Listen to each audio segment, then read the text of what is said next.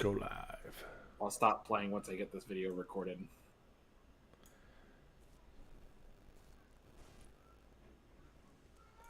I mean, expect you to stop playing Starfield for the podcast just kind of seems rude. Hello. Hello, and welcome to episode 28 of Cheat Code Radio. It's another wonderful Tuesday as we celebrate the Labor Day holiday yesterday. So we did nothing but play Starfield. And yeah, we're just kind of vibing in a post. Well, actually, technically, launch isn't until tonight, actually. But we've just kind of been vibing in a post Starfield world right now. So before I introduce Ivan, as always, appreciate everyone for checking out the past episodes. And of course, for those that came out and listen to Cheat Code Radio Presents with Fame Entertainment. That was a fun time. I definitely recommend, if you haven't listened to it, to give it a listen. And yeah, so great times had all around. So, introducing the only man that I would really always want to do a Starfield podcast with, Mr. Ivan Seiler. How's it going? I'm doing fine. How about you, Mr. Nicholas Downey? I'm doing absolutely fantastic. So we've been playing Starfield. Yep, that's right, sir. Man, hell of a time. So how you liking it? So I was not lucky enough to have a review copy and be able to review the game. So I just kind of like took opportunities when I could during this little downtime that we had. So it's been a very interesting time, I will say that, to jump in on a game during a pre-event, I guess, is the best way to put it. It's a weird time to jump in on, but it's fun watching reviewers say what they believe, and then you, like 2 hours later, get to play it directly and get to figure out like exactly what you think. It is a wild experience. So I will say, first and foremost, if you guys are playing this game, do not do your regular Bethesda stuff, which is as soon as they let you go do whatever you want. The game doesn't really open up like that if you follow a traditional model. I don't know where people are getting 12 hours from necessarily for it to open up. I say if you start the game and you just do main missions until you get to one particular mission called Into the Unknown, I would estimate that's maybe 5 hours, 6 hours if you just blitz it. Sound about right? I can't hear you at all, Nick. Oh, sorry. Yeah, that sounds about right. Yeah, so I don't... It's a wild experience, I will say that. I think that in some ways this is like the most Bethesda-y RPG, but then also in other ways it's really kind of not. It's been...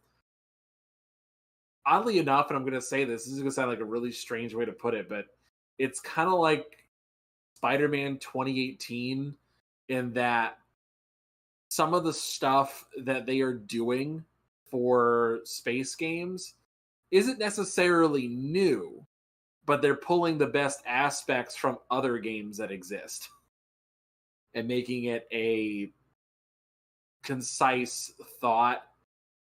So like, before I dive too deep into this, let's I want to get your generalized thoughts as well, Nick. What did you think about the game? I know you put out your review in progress, but what do you think overall now that you got a chance to play it and you can talk about it? It's wild because like it's one of those things where you want to remain.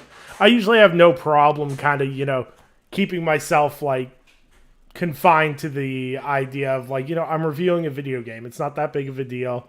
It doesn't really matter. I'm just playing something a little bit early, and I'm going to provide insights into what the game is.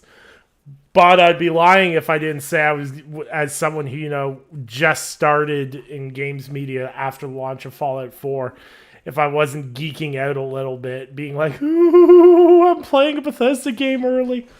But with that being said, I'm really glad how smooth it was overall. Like, I cannot stress enough. I know some people have been experiencing issues, but I had very, very minimal issues in my time with the game. And honestly, it was just. It's so cool when you go into something and you're not sure what to expect. I did not know what to expect in quality for Starfield. I wasn't sure if the gameplay loop would, vibe with me. I'm not much of a sci-fi guy, so I wasn't sure, how much the game would actually, hook me in, so to speak. Because I love my fantasy, I love my post-apocalyptic, but I'm just not really a huge sci-fi guy. But like Starfield's got me. And it's like you said, it doesn't do anything particularly the best, but you'd be pretty hard pressed to find a game that does everything Starfield does in a good Yeah. quality way that it does. Like, there's nothing that feels tacked on with Starfield. Yeah, I think that's a fair assessment as well. Um, so to kind of like elaborate what we're talking about here. So there's little bits and pieces that exist throughout the game, and like if you've played these other games, you know what we're talking about feeling wise. So the most blatant example that comes to me is actually not Star Citizen or No Man's Sky. It's Elite Dangerous. The OG. Yeah, dude, I'm playing like all the ship combat, all of it is literally just Elite Dangerous simplified. And it's funny to watch because I'm like, I have to break up some of my mental thoughts. So like, here's an example. So there's different types of weapons that you can have in Elite Dangerous. You normally have different amounts of weapon mounts, and you have to put different points of your reactor energy into different sections of your ship. So like you put it into shields, you put it into life support, you put it into grav drive, you do a number of different things, and it's all related to your ship and what you can actually focus on. The issue is Starfield literally took that aspect of you have a finite amount of power and you have to put it into different systems, and what you do has direct consequences into other factors of it too. The part that always messes me up is actually ship combat, because in Elite Dangerous, you have shields, which you need energy weapons to really deplete, or you could do like a mixture of kinetic versus energy, and then you use your energy or your kinetic weapons to damage the hull. And that's where most of the damage is. Now, if you use like laser weapons on the hull, it will do some damage, but it's not as effective. And they have that a little bit in Elite Dangerous, but there's no ammo to worry about for your ship. So you can just keep firing like hell and just do what you want, and you're fine. So it's just a weird little thing to get over, because I was like, oh yeah, I got to use my laser weapons first, and once I break their shields, then I can use the kinetic weapons. And so I go into fights only using the laser weapons and getting my ass beat instead of just using different weapon types. I was like, oh, I don't have to do that? Cool. So it's that's like the most blatant one I could point at. Honestly, the No Man's Sky comparison I think is really weak. Oddly enough, like because Star Citizen, I keep saying Star Citizen. Um,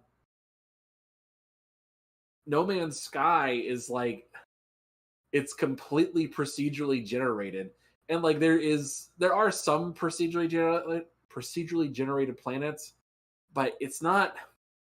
I don't feel drawn to go to any of these planets. They're just kind of there, and I'm like, I don't feel the need to go here. I don't have to. I'm good. It's a weird little aspect to balance between because of that.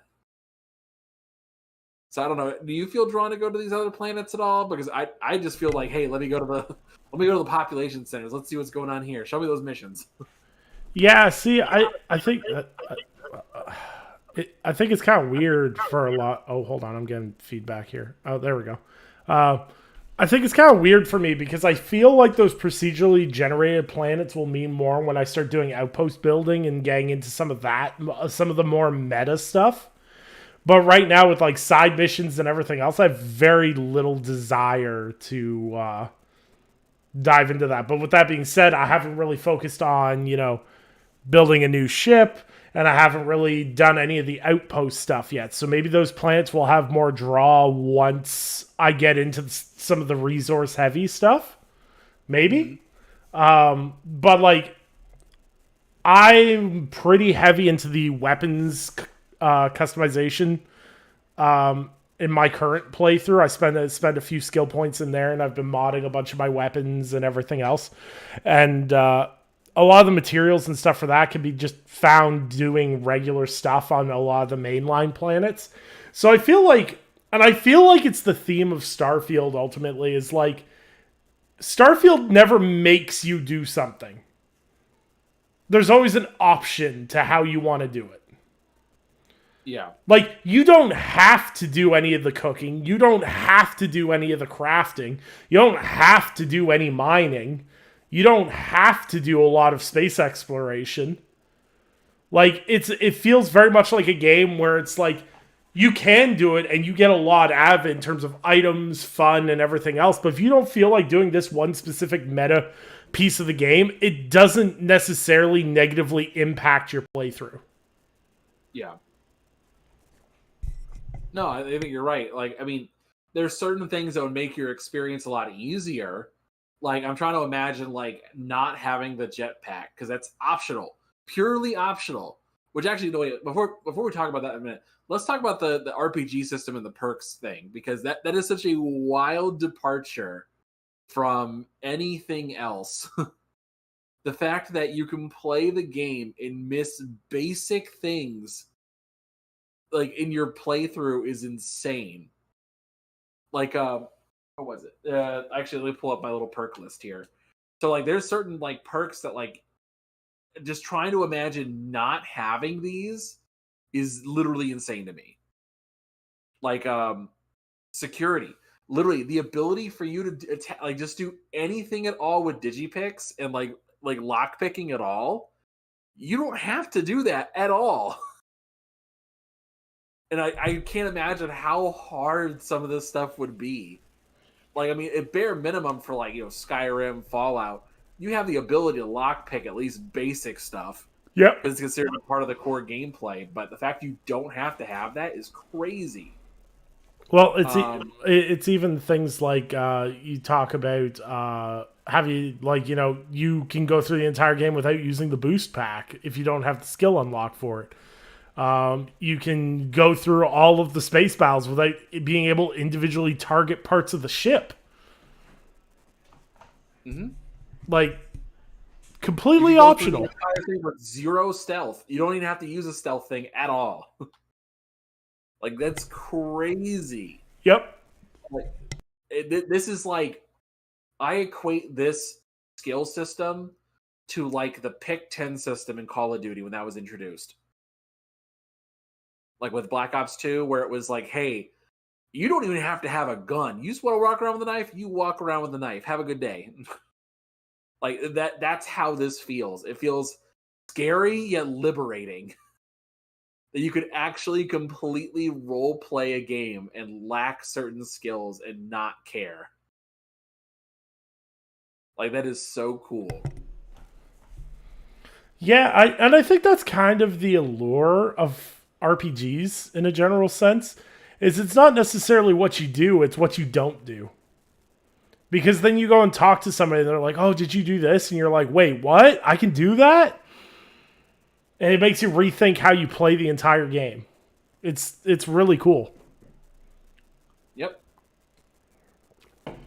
Like I was like, here's where I'm at, just so you have an idea like of my character playthrough, well, my build right now. So it's not an unknown. I'm role playing George Costanza for this entire game. So I have every decision I have made, I have thought through the lens of George Costanza in terms of what he would do, and I've tried to build a perk tree out based on that, and it's hard. Like I put 1 point into stealth, Like just because I'm a short dude, I'm a little bit sneaky. This a little bit, but not very sneaky because I'm not very good. So um, I have like 2 points in commerce because I mean like George haggles. I can see him like weaseling his way. I put 3 points in persuasion because although George is like a despicable human being, he can still get laid. So he's got to figure out something. I wanted to put 1 point in combat, so I'm just doing laser pistols and stuff. So I just put it in lasers. Um, I have one thing in research methods because I don't even use it for most of the game. I have like 1 point in piloting because he knows how to drive a car. And I have a little bit in security, but that's pretty much it. Like everything else is just kind of like, we'll see how it goes. And I figured George would probably want a jetpack. It's probably something he would be used to. So I was like, all right. And I haven't really put any other points in anything else because I just haven't bothered. But it's so funny, like how much I've done on the game with just these limited perks. And like, there's tons of really cool other perks. I just haven't bothered putting any points into them. Yeah, and you know what? I really love how the perk system works, like how you can unlock the multiple tiers to the perks, but you have to complete challenges associated to unlock perks. I really didn't like it my first 10 hours in. I was like, this is kind of annoying. But then it made me really think of how much I actually was using that perk. Because, like, you ever invest in a perk in an RPG and you're like, oh, man, that'd be really cool. I really need that. And then you never actually end up using that perk to its potential. And what it does with that is you rank up a perk and you're like, wow, I'm not completing this challenge. I guess I really don't use this. It just kind of makes you, it makes you think on what your skill point investment is, almost. Yep. No, you're right. Like it's also really weird because like I did stuff I didn't think I would really get into, but I've just enjoyed the shit out of doing. So like shipbuilding, I didn't think I'd be really into shipbuilding, but I have enjoyed the crap out of this. It has been so much fun. So I sent you a couple links, Nick, to some clips I put together, and I'll probably post these later on Twitter or Threads of just the ship build that I've created. I actually went through and created the mystery machine. It looks so good too. It's so dumb, like, but it looks like about on point. Looks on point, but it looks like the way you got like the front of the ship, Seb, it looks like it's got a smiley face on the front. Like it's really disconcerting. It's like, okay, the middle part is like the headlights. I know, but I'm just sitting there going, the face is kind of disconcerting, but it's really on point though. Yeah, I was trying, so I think it came out pretty well. And so it's a little like it's like 3 layers, and so I have like stuff. I've actually like picked all the people out to be like Scooby-Doo characters, essentially. Like, oh, I got Vasco as Scooby. Okay, I got Barrett as Shaggy. Like, we're gonna go from here.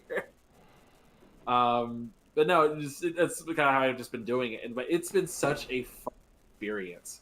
Like, there's just so many ways this game can go, and it's funny because I actually watched Paul Tassi. He was talking about this on Twitter, like justifying like why Starfield is a 9.5 for him. Mm-hmm. That like one random encounter turned into this whole side thing. And like I have my own story. So if you want to see what Paul Tassi said, we're welcome to go look it up on X. I think is where he posted it. But I will tell you stories about what I've done. It's ridiculous. I feel like though is like Bethesda games are those story games though. Like, you know, those games you sit down, you talk with your friends, and y'all will go have like a 30-minute conversation about a game, and you'll swap stories back and forth of your experience, and your experience won't be the same as somebody else's experience. And I think that's what really makes this game special is those stories you build through, you know, gameplay, decisions, characters, even bugs and stuff. Like it's a journey, so to speak. And there's very few RPGs that do this as well as Bethesda does with Starfield, and just Bethesda in general. Like, people don't it seems a lot of people in the newer generation, I say newer generation, I'm only 30, don't seem welcome to the rest of us, sir. I just feels like people don't understand what people actually enjoy about Starfield or even Bethesda RPGs in general. Like, I see people and they're like, well, the mechanics are kind of clunky, and it doesn't look like Horizon Forbidden West or Spider-Man. Like, it's not photorealistic. It's never been that. Like, there's a dude, like, on Twitter today, there was a dude that stuffed 20,000 potatoes into the ship's cockpit just to show off the physics of the game. And, like, when the door opens, all these potatoes roll out. And then when he shuts the door, there's potatoes that get strewn to the side and all, roll everywhere. And there's weird things you can do. And, like, if you don't like doing those weird things, that's cool. But, like, this game is limitless. And honestly, for the amount of physics and open-endedness that you're allowed to do in this game in terms of individual items and everything else, I'm really impressed with how everything looks, honestly. Yeah, I feel like this is a little more future-proofed in terms of the look. Mm-hmm. So, like, okay, this is one of the things I've been having conversations about for a while now. Is about how do you make a game not look like shit 2 years from now? And the way I figured it out is you don't try to shoot for the absolute closest to realistic models you can. Because if you do, something's going to look weird in a couple years. Like, here's an example. So, Fallout 4. When everyone praised it, like, oh my god, Fallout 4 is a giant leap in terms of graphical fidelity. It looks so good. You look at some of those character models now, they look like they got craters for face. They look like Dreamcast guy. We can't do that, man. I can't. It's too much. It did not age well. It looks distracting now. But then, like Red Dead Redemption 2, another great leap in graphical fidelity. It looks old now. Yeah. And, like, it's still a great game, but it did not age well. Like, it feels like I'm looking through, like, a CRT monitor. Like, it looks old. It's so weird, though. It's hard. I feel bad saying that, but, like, it looks like I'm, like, peering into the past. But then there's other games that have aged very well. And most of the time they go for a more stylized look. It doesn't have to be, like, a really hard set stylized look. There are games that are able to do that, where they're able to get away with it. But this is not exactly that. But it's like I say, it's a weird balancing thing you have to kind of work through. But anyway, other than that portion, it's a whole thing, and I feel like the way Starfield approaches it, it's like, hey, we still have that graphical fidelity. We just didn't put it on the people necessarily. So, like, you're still going to look at this as like, oh, it's Bethesda janky. And then, like, 10 years from now, you're still going to think the same thing. But it doesn't look terrible. It's not going to age terribly. So, yeah. I definitely agree, because I think, like, stereotypically Bethesda games don't age well. Like, a lot of their games, like, compared to a lot of other games, like, I think Fallout 76 certainly showed the end of the creation engine cycle. Fallout 4 is really ugly and muddy now. And, like, some of their stuff fades into the comical realm. Like, Oblivion is hilarious to play now, because, like, you just look at the Khajiit facial structure where it's like this square box cat face, and you're just like, hey, this is kind of funny. But, like, I do agree. The games that tend to lean into hyper realism tend to age the worst. Mm-hmm. And They look really good in the short term, but ugh. well, I think it's because I feel like we're drawing near the end of the CGI esque arms race for graphics. Like, I don't know quite how much further you can push it without people becoming uncomfortable. And what I mean by that is eventually there's kind of this barrier with video games where you do this abhorrent stuff to people and you go, it's just a video game because it looks like a video game, right? But eventually we're going to hit a point of realism where it's going to make people uncomfortable. I think, anyway.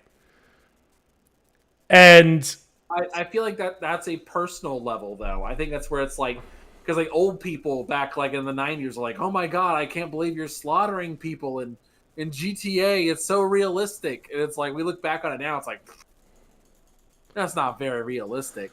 I think it will be a point where you and I are like, this is too much. Like maybe when we're like beaming stuff in their heads, like you're going too far. It's too close. But yeah, I don't want to say like there's a point like graphically where we'll be like this is too much. I mean I think we morally actually do have those limitations where we're like okay no this is too much now. I think we do have those limitations and where we're like we're not okay with this anymore. But I don't think it's a situation where it's the graphics that'll be the problem. it'll of course be the content with it, of course. Like we even saw with some of the Last of Us Part 2 stuff where people are like, I don't know about this. This made me uncomfortable. And it comes down more to the content, obviously. But yeah, I think there's ways. I think the thing I love most about Starfield in terms of its graphics and its presentation is it feels almost like it's pitched to you like it's realistic enough, but there's still a twist to it. And see, I'm so terrible at describing this because it's like it's kind of realistic graphics, but there's art direction to it.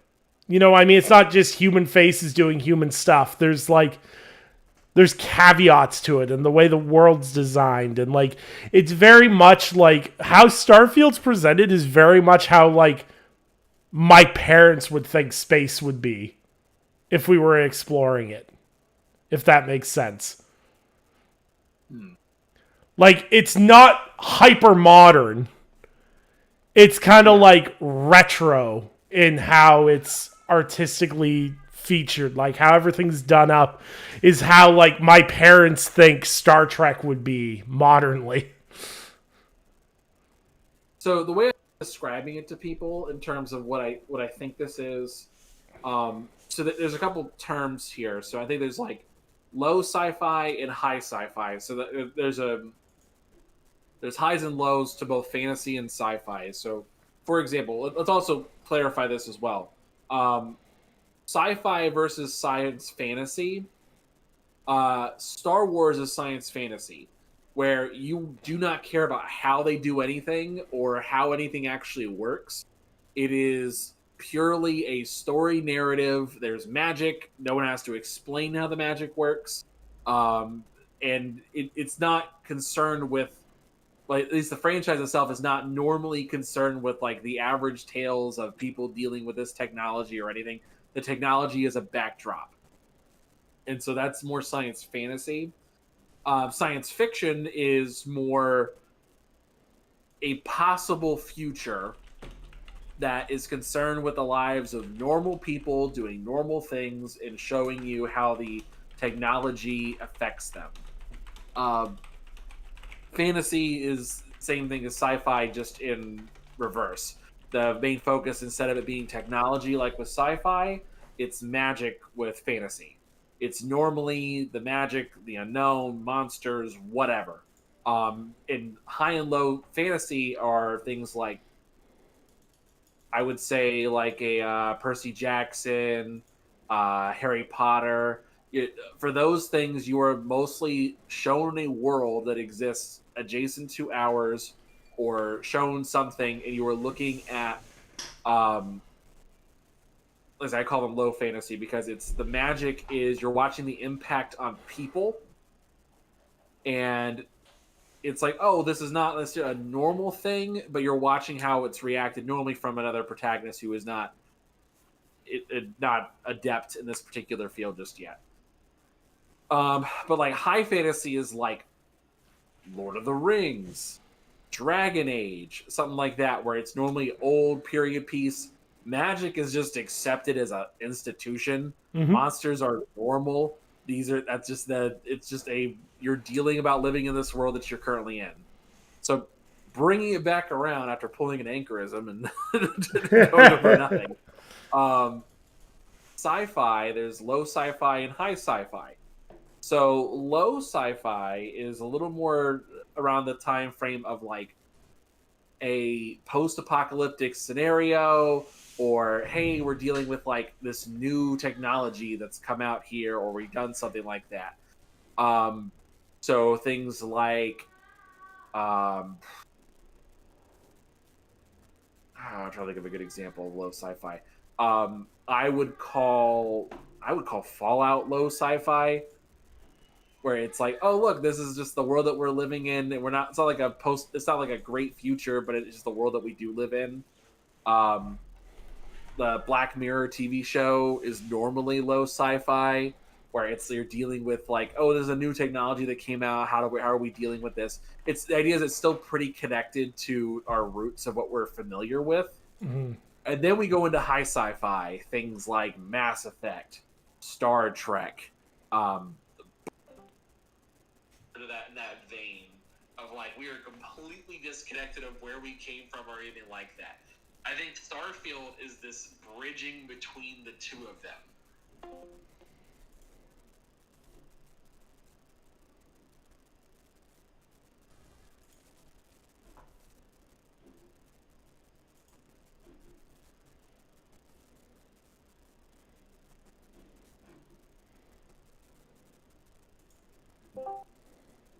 There he is. There we go. Yeah, you're back. I wonder where you were. Yeah, so what all I was really saying is just that I think of Starfield as this like bridge between low sci-fi and high sci-fi, where there's a lot of stuff that's still really familiar, and you're supposed to like be like, oh yeah, connected to, but at the same time, we as the human species is moving away from that. We're about to go in a completely different direction, and you just get that feeling that it's coming.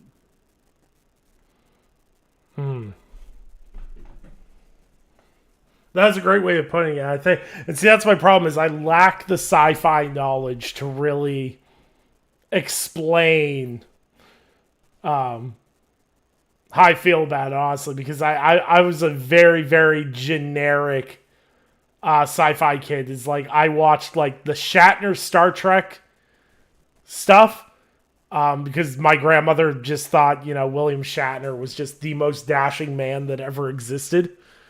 And the like OG Star Wars movies, and that was like all my sci-fi experience. So yeah, I can see you be pretty limited on that one, but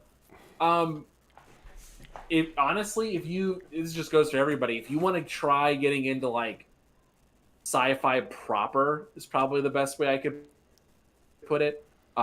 Without like committing 1,000 hours and having to do a One Piece watch through or something like that.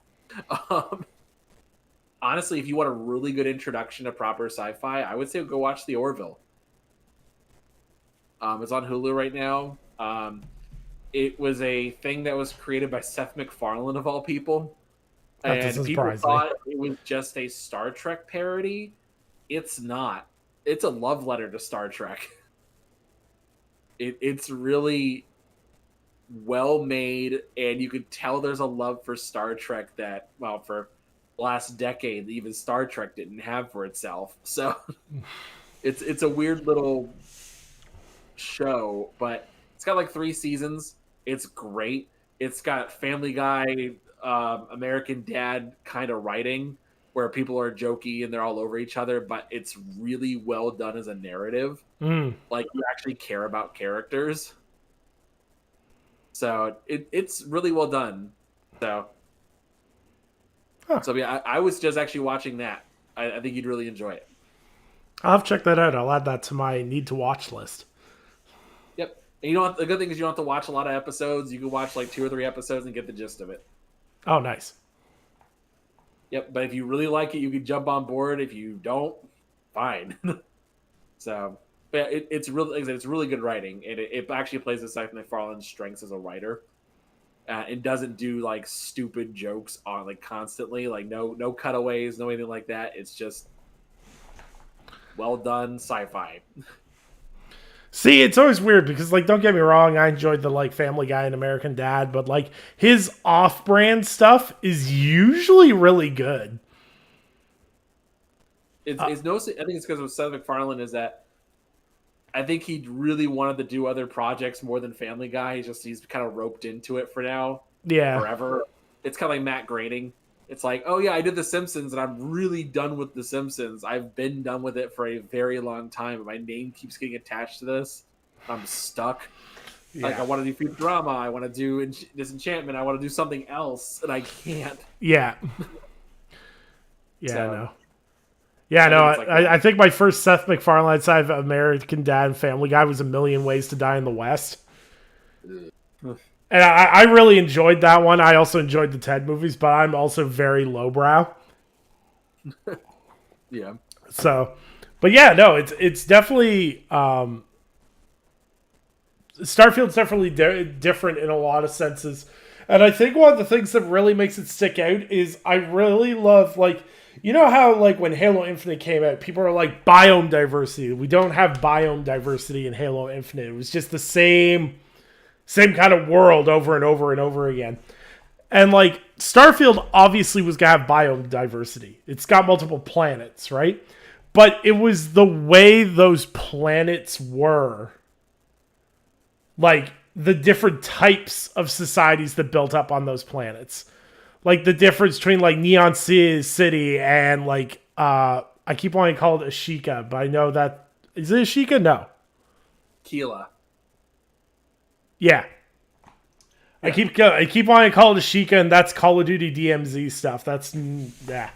But, like, there's different... Like, not only cultures, but just different themes within these major settlements.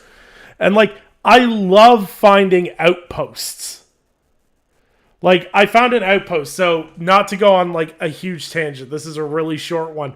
One of my favorite memories so far in the game is I was wandering around looking for anomalies for a quest. And I came across a settlement. And it was just like, you know, mom and pop scrap settlement. Like, it was just like the mom, the pop, the daughter off doing whatever. And the husband's like, we need to make sure security's good because we never know when we might get attacked.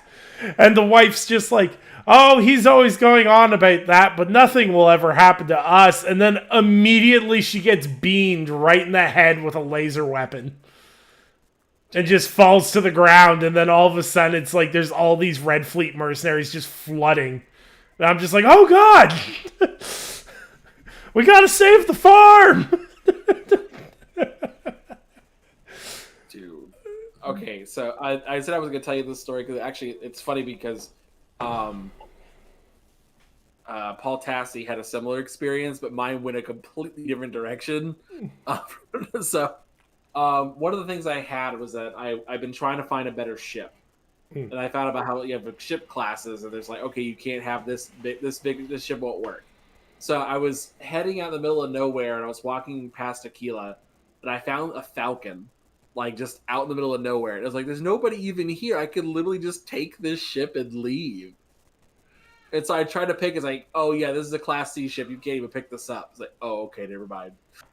So I was like really, really mad. So I was like, okay, I'm gonna do something else. I'm gonna focus on something else entirely. So I said, okay, I'm gonna bump up my laser perk. So I was like, I need to go to a planet. I gotta shoot some people because I've been stuck in doing missions without shooting anybody for a while. I was like, okay, so let's go figure this out. Like,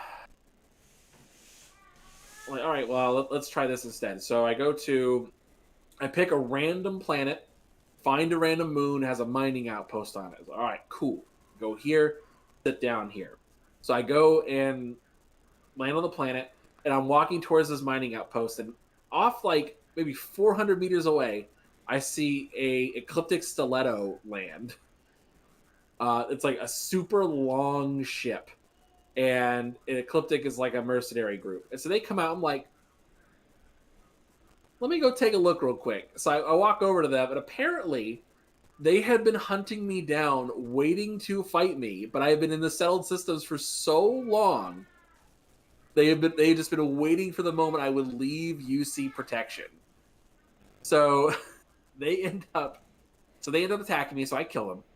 I'm like, all right, cool. Got it. I go take the ship, and I'm like, all right, cool, I got this ship. I don't know how good it is. I'm gonna go take it somewhere and sell it, get some money, and then go buy a different ship. So I go and I take it, and I go fly away.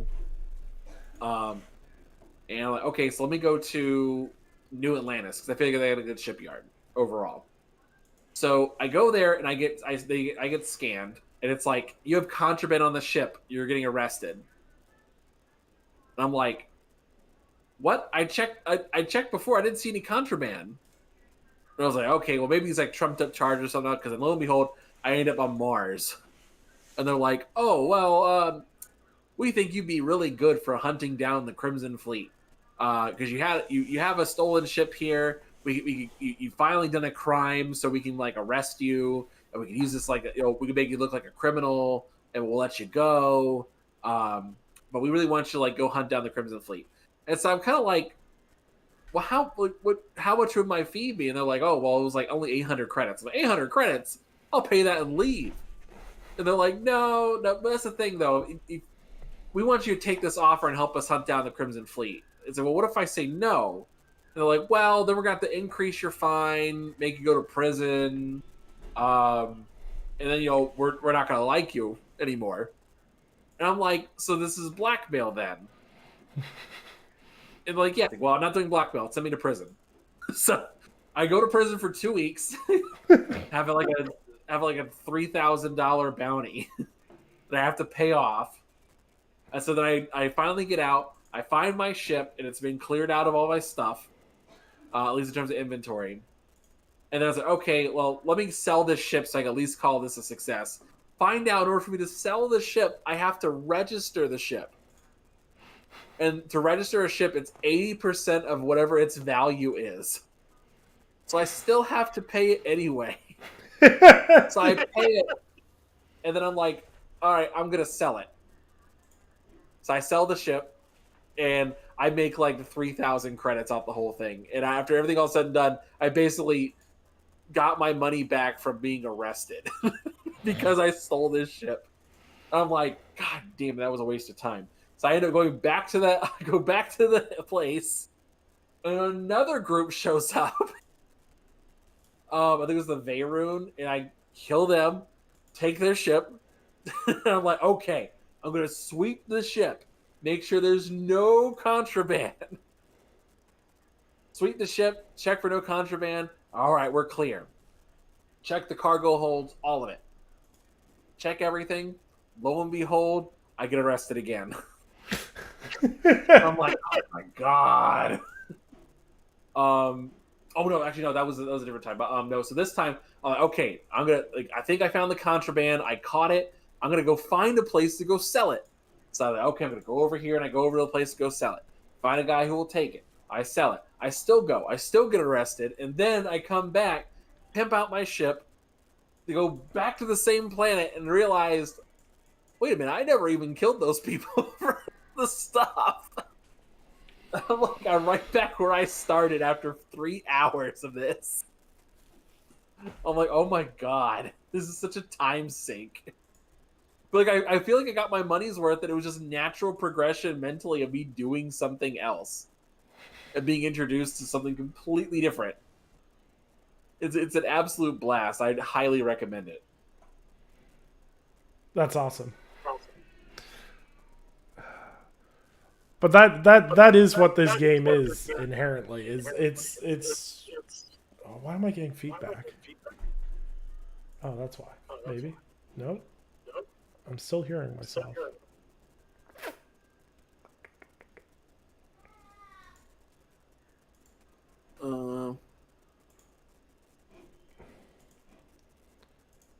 Great. But yeah, no, the Starfield is like it's the adventures you have along the way, honestly. Yeah. And so that's why I find it really funny watching some of these reviews. And they're like, this is so straightforward and boring. I'm like, did you just like ignore everything that happened to you along the way? Like, is that what it is? You just didn't care? And I'm like, it's just amazing to me how people tried playing this. So, Like I don't want to be that guy, but like I feel like people that aren't like sit there and go, "Oh, these kind of games are boring." I'm like, maybe you're just boring. I mean, you wouldn't be wrong. Because like I feel like because there's such an open discussion about what is an RPG. And like to me, an RPG is a role-playing game. You're assuming a role within a world and you're making decisions based off of that. A lot of games that a lot of people are like, "Oh, this is my favorite RPG." I'm like, "That's not an RPG." It's an RPG light, like a Destiny or Division, or it's like, oh, I like Horizon Forbidden West. That's not RPG. Like the one that always gets my one friend going is I'll look at him and go, "Final Fantasy's not an RPG. You just play a set character." Yep, that would piss him off. I can see that. But it's like it's just that's how I always have viewed RPGs. It's like you are either yourself or you're playing a character and you're exploring this world. It's not a predestined character. It's not a predetermined route. Things can and will go wrong. And man, when things go wrong in Starfield, they go terribly wrong. But yeah, no. Yeah. It's been a fun time. So we've got a little bit of time still. Do you want to touch on the review drama surrounding Starfield? Well, I mean, we're already talking about Starfield stuff anyway, so. Yep. So I'll let you head this off because you are Mr. Viral when it comes to opinions on this. So I love the fact that I can literally just like make a comment, press mute, walk away, come back 12 hours later, and there's a firestorm of controversy already. And I'm like, okay, fine. So the short version of what happened specifically is we had the reviews drop on Thursday last week for Starfield, and the reviews were mostly good. There were a few people who did not care for the game. Those individuals mainly being three places: PC Gamer Mag, and IGN proper, and GameSpot. So honestly, I didn't think anybody cared about GameSpot's opinion. Apparently, GameSpot really wants us to care about their opinion because they keep posting every hour. We gave Starfield a 7 out of 10. And it's like, okay. Like, we knew you were going to be weird. We're not at all surprised. PC Gamer, okay, random. But another person in particular, which was just a really weird scenario, was Dan Stapleton had posted his review for Starfield, and he gave it a 7 out of 10. Now, Dan Stapleton in particular is a interesting case because he has been lately uncharacteristically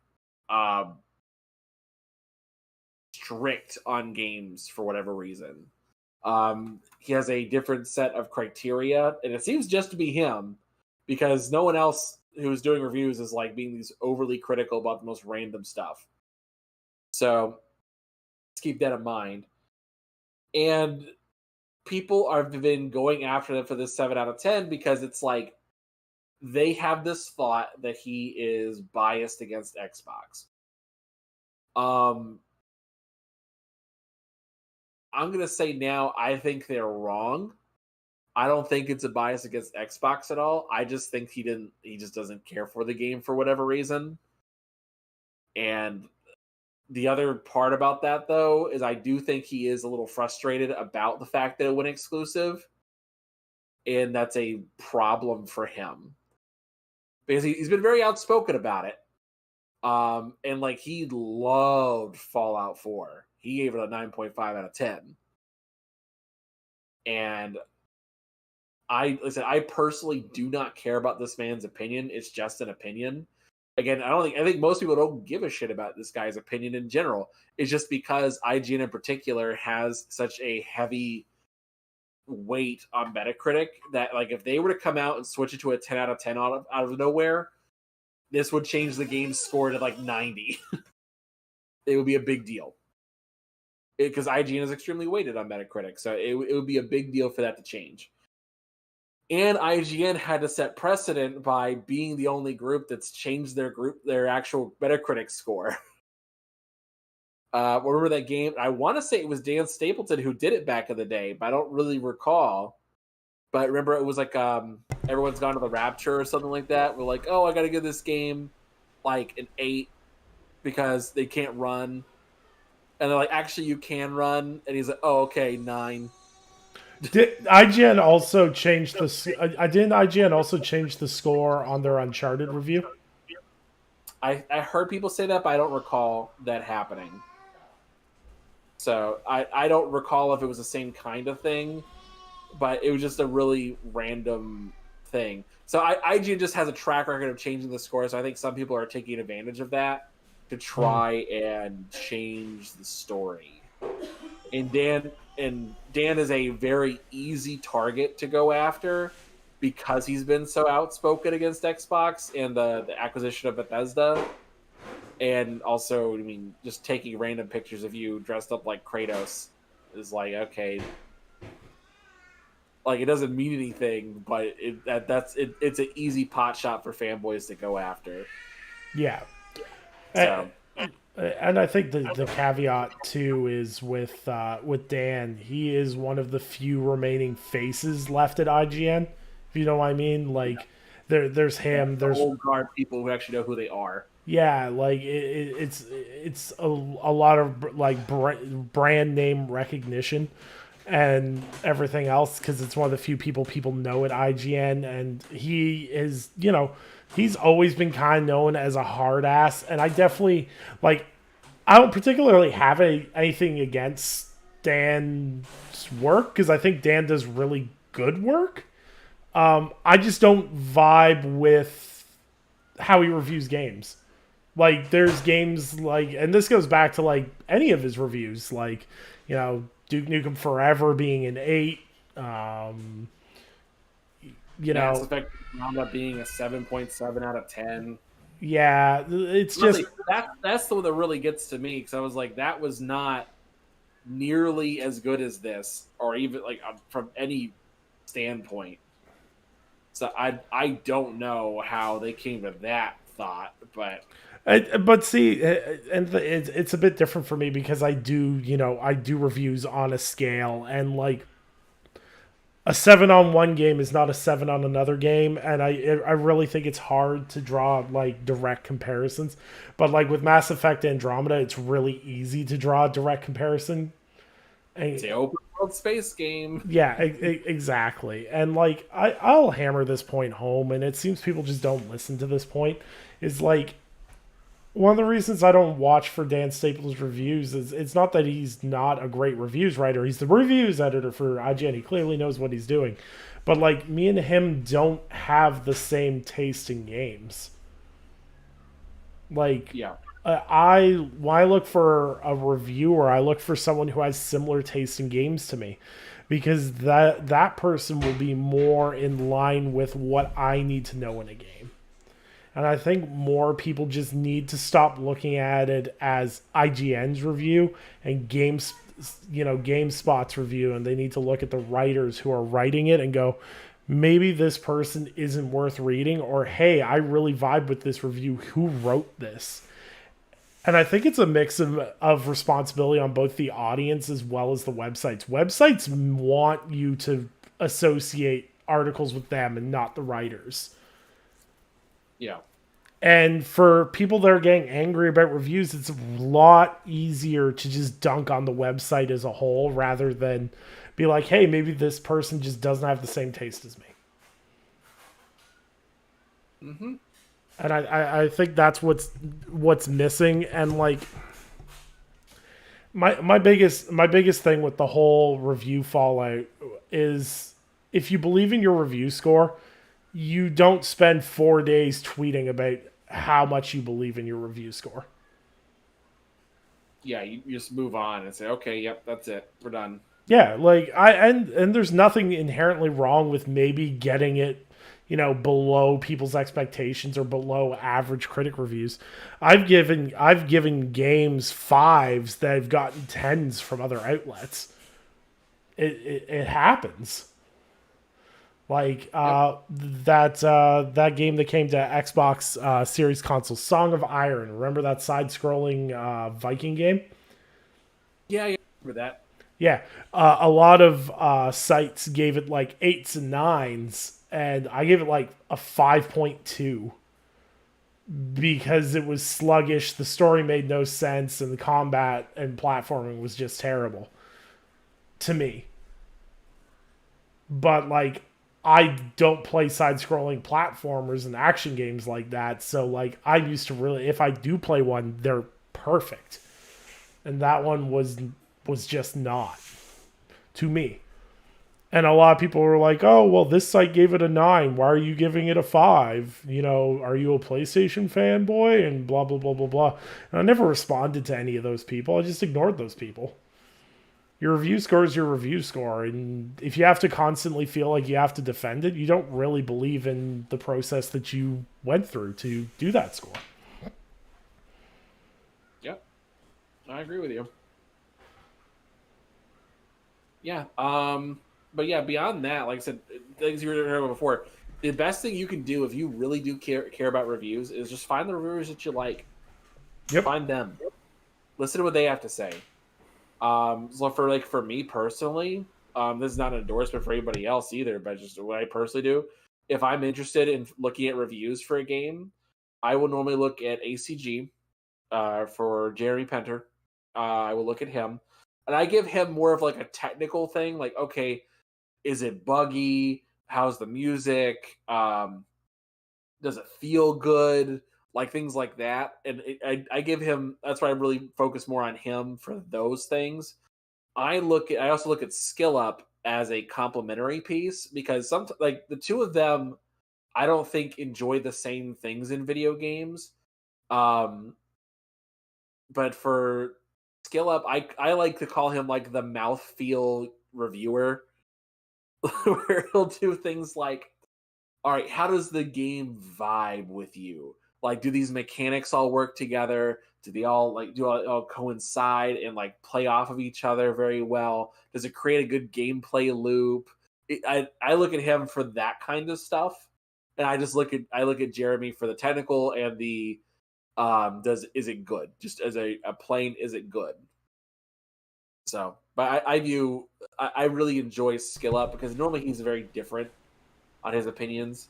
So Yeah. I like to see what he does. So I also think that he also keeps in mind what the developer is doing, and he reviews a game based off of that specifically. Yeah. So, for example, he was not a fan of Last of Us Part 2 because he's also holding the standard of Naughty Dog over Naughty Dog's head, saying you can do better than this. this was good, but you can do better. But I think that for him, that's something I do appreciate as well. That you compare based off of their previous works, not the work of others necessarily. So, Yeah, I agree a lot with that, and it's funny because I similarly fall back on Jeremy and Skill Up for my reviews. I don't watch a lot of reviews, but if I'm really on the fence about a game and I didn't review it or do guides for it or something like that, I'll resort to those two because me and Jeremy have very similar tastes in games, and I just like Skill Up. Skill Up definitely has a delivery in terms of. I agree with you. It's like here's what the developer was trying to do, and here's whether or not they succeeded at it or not. It's not, he doesn't try and make apples to oranges comparisons. He's not comparing, this to that or anything else. It's all based on the game of itself. Also, like, there's a guy who does like more older game reviews, Lord Mandalore. He's hilarious. I enjoy his reviews of older PC games. But yeah, no, it's just finding people that you vibe with taste wise in games.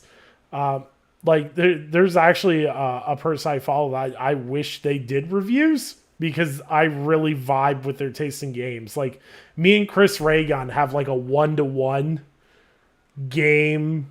Like me and him love the same games. I'm like, if this guy would just review video games, I'd be in business. But with that being said, it's like, yeah, just find people that you enjoy and support those people. Don't get mad every time someone gives a game a 6 or a 7 or wherever the case may be. I know it may be frustrating to some people, but I guarantee you the success of Starfield or the fun that you will have in Starfield does not hinge on, some person's opinion that they wrote down and put on a blog site. Like I saw people melting down yesterday because there was a podcast that openly admitted in their Metacritic review that they only played the Starfield for 4 hours and then gave it a 5 out of 10. And people are all up in arms about that. And I said, when stuff like that happens, that speaks more volumes to the quality that Metacritic is allowing to be on their site more than anything else.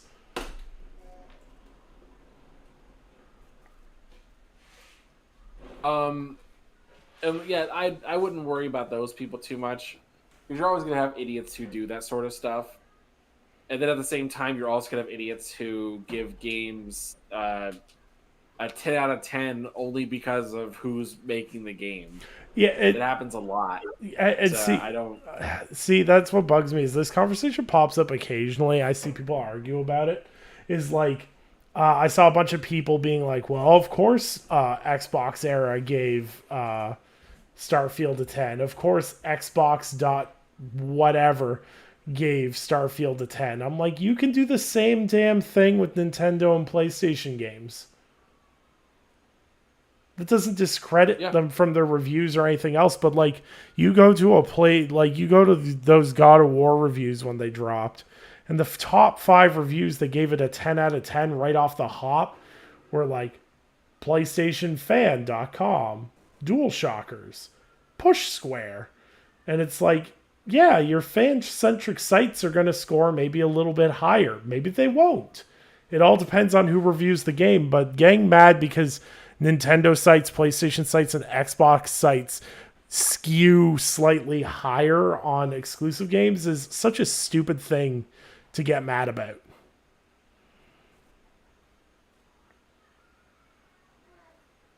Totally agree. There's no, you don't have time to get mad about stuff. That's the thing. I just don't have time. I frankly just don't understand how people have time to spend not only this time and much time angry, but this much time focusing on it. Like, I can barely find it in me to respond to like 4 DMs in a day and maybe tweet 3 times. I couldn't imagine arguing in a thread with someone at this point in my life. And I'm only 30. Just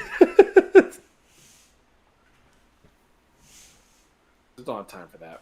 No.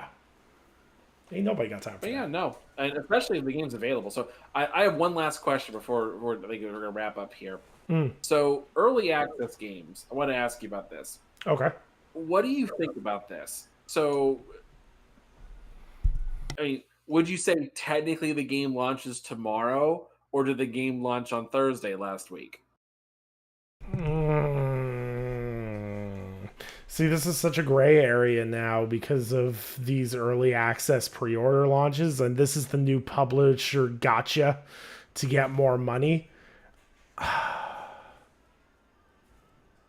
I mean, by all intents and purposes, the game launched on Thursday technically because you could buy it and play it, right? Because like a Mhm. review copy is early access, but it's not purchasable by the public.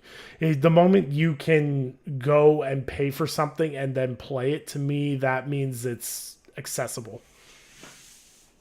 Like that's Yeah, launch to just me.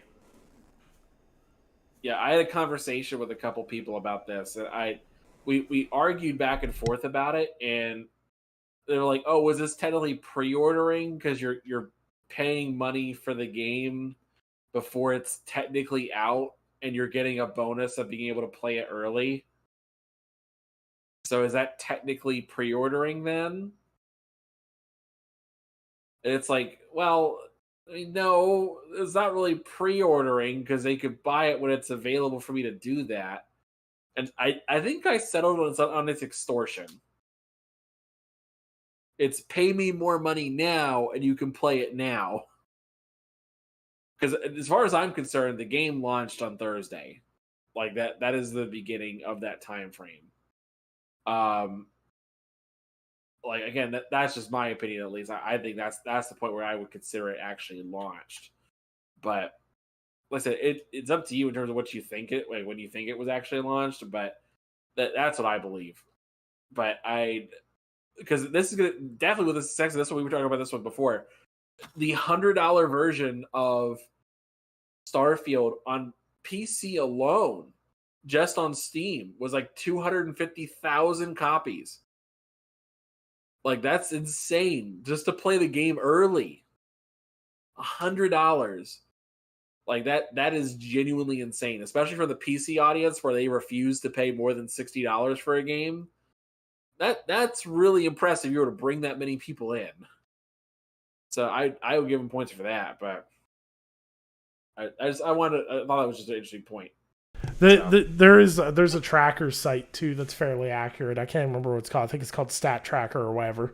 And it currently has it currently stated that it had both Steam and Xbox early editions pegged at around 1 million copies each. Which checks out honestly because if you have 250,000 people playing concurrently, you got to think some people are logging in, some people are logging off. Like to maintain 250,000 people is a big deal. And like to see this on the back of Baldur's Gate 3 doing really really well on Steam as well. Like RPGs are back, baby. Like I don't know what anyone else is taking from this other than RPG is the name of the game right now. yep, future man, that's what it is. And like I think with Sony and others, like they realize that too. Yep. Like that is the future here, and like it's a for them they got to play catch up. So they got to not only have those types of games, but now they have to allow for they got to have live service titles and RPGs, the games that take the longest to make. It's like okay, it's like all right, well we can't just crank out a single player game in 3 years and move on. And so you gotta test this and you gotta figure all this stuff out. So fun. Yeah, yeah, I definitely think too. Like, I definitely think for a lot of people right now too, is I think a lot of people came in to gaming in the past like 5 to 10 years on these fairly cinematic third-person adventures, and I think some of them are getting exposed to RPGs and going, "Hey, these stories are amazing." And I think you're opening up to a whole new generation of RPG audiences. Hmm. and it's really interesting to watch because it's like Bethesda has their way of delivering a story through dialogue and choices and everything else, whereas Baldur's Gate 3 also has choices and everything else, but it offers a more cinematic like approach to how it delivers its story. And I think that you're going to see RPG developers try to blend those two of delivering, your dialogue choices and your old school early 2000s RPG experience, but blending it with those cinematic adventures that people kind of know and love. And I'm really excited to see what RPGs look like in the next 5 to 10 years. Blending all these different things together. Because let's face it, RPGs are kind of like that jack of all trades genre where it's like, oh, it's a first person shooter too. No, it's a tactical game. It's a turn-based game. Like it can be anything really. So. Yeah. But I think that just about wraps it up. We'll have more Starfield to talk about next week, I'm sure. As we continue to adventure, expand, and explore. Any closing thoughts? I will just repeat what I said earlier because I think other people need to do the same thing. I think that if you are going to play Starfield, please, for the love of God, do not do what everyone else has been doing, which is as soon as they let you go do side missions and stuff. Don't do it. Fight those instincts. Do the main quest until you get to Into the Unknown. Do that mission, then go do whatever the hell you want to do. That is the play right there. You will enjoy it and you will thank me later. So I expect to see you all on X or on Threads thanking me for this. Oh man, yeah, it's definitely a journey, and it's a lot of fun, and I'm in love again. It's just great to have a game that I can dive into. And what's great is I've been using Baldur's Gate 3 as the break. I'll be like, I need something different tonight. I'll just play Baldur's Gate 3 for 4 hours and then go back to Starfield. I'm in this like super happy, like I'm so cozy in gaming right now, dude. Like it's so great. It's like having a like Baldur's Gate 3 is my warm fuzzy blanket and Starfield is my cup of hot chocolate. Like I am so damn cozy right now. It's nice.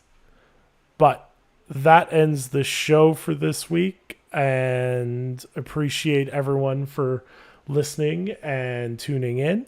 And we'll have another Cheat Code Radio Presents in the next week or two. I'm just trying to hammer down some guests for that, so keep an eye out for that. Don't forget to check out the previous one with Fame Entertainment, and also don't forget to shoot across any suggestions you have for people you'd like to see come on the show and talk about it, just about anything.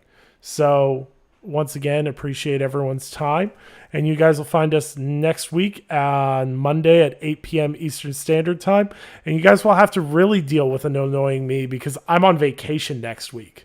So I'll be I'll be on vacation mode, Nicholas. So it'll be like Hawaiian shirt, fruity drink, straw hat. I'm gonna look like I'm from the One Piece show. But as always, thanks everyone for tuning in, and we'll see you guys next week, 8 p.m. Eastern Standard Time. Bye for now.